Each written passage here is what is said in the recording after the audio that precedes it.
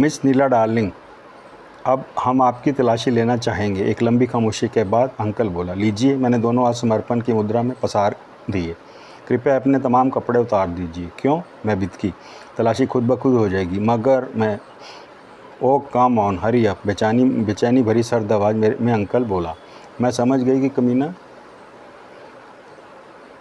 मुझे न्यूट करके 2 in 1 करना चाहता है।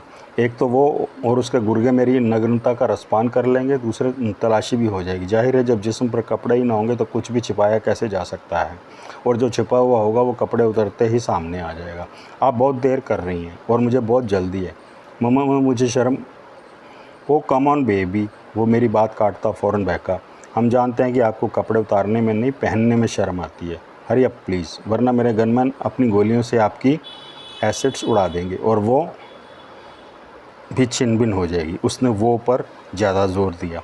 शर्म कर हरामजादे, मैं विफरी का औरत की इज्जत करना सीख। आप बहुत देर कर रही हैं। फायर, वो गुर्राया। तड़ अगले ही पल गोलियों की बाढ़ मेरे आगे पीछे ज़मीन पर छितराने लगी। गोलियां बरसने लगी और मैं अपने हाथ पैर बारी बारी से उछालती खुद को बचाने लगी। फायर का वो राउंड ख़त्म हुआ तो मैंने पूछा, आखिर आप चाहते क्या? जो कहा, जल्दी कर बिच। मेरे शब्द काटता वो ज़ोर से दहाड़ा।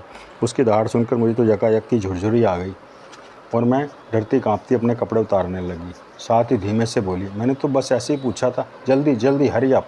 मेरे पल पल नग्न होते जा रहे जिस्म को घूरता वो गुर्राया। मैं समझ गई कि उसकी लालटेन उसे तंग करने लगी है और मुझे अब लुकने से तो भगवान भी नहीं बचा सकता। अपने इस कैमरामैन को मैंने सर्च लाइट वाले की तरफ इशारा किया। कहो कि कैमरा पीछे हटाए। मेरी इशारा सर्च लाइट की तरफ था। फिर अंधेरा हो जाएगा, हमें कैसे पता लगेगा आप क्या छिपा रही हैं और क्या दिखा रही हैं। इन्हीं शब्दों के साथ अंकल का अंधेरे में डूबा जिस्म मेरी तरफ बढ़ने लगा। साथ वो कपड़े उतारता जा रहा था अपने। मैं समझ गई, आज अंकल और आंटी का मिलन होकर रहेगा और ज़माना देखेगा। उसके बाद ही कोई मुद्दे की बात होगी और फिर मैं भी लुटने के लिए तैयार हो गई।